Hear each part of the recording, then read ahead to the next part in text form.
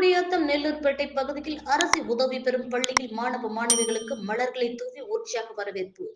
தமிழகத்தில் இன்று முதல் பள்ளிகள் திறக்கப்பட்டன. இந்நிலையில் வேலூர் மாவட்டம் குடியாத்தம் நெல்லூர்பேட்டை பகுதியில் உள்ள அரசு உதவி பெறும் ஜோதி உயர்நிலை பள்ளியில் செயல்பட்டு இப்பள்ளியில் 1000க்கும் மேற்பட்ட இருபால் மாணவர்கள் கல்வி பயின்று வருகின்றனர். பல்வேறு குக்கிராமங்களுக்கு பிரதான பள்ளியாகும். இதற்கிடையே முதல் நாளான இன்று பள்ளிக்கு வருகை தந்த மாணவ மாணவிகளுக்கு பள்ளியின் தாளாளர் சேகர் மற்றும் தலைமை ஆசிரியர் கோமதி ஆகியோர் மாணவ மாணவிகளுக்கு மலர்களை தூவி இனிப்புகளை வழங்கி பள்ளிக்கு வரவேற்றனர். இதில் இருபால் ஆசிரியர்கள் உள்ளிட்ட பலர் கலந்து கொண்டனர்.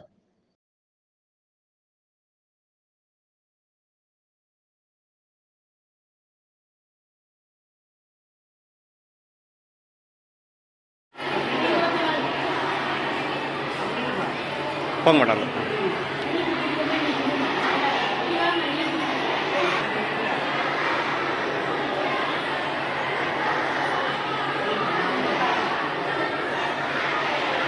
வந்துடுறேன் தம்பி, நீ வந்துடுறேன்.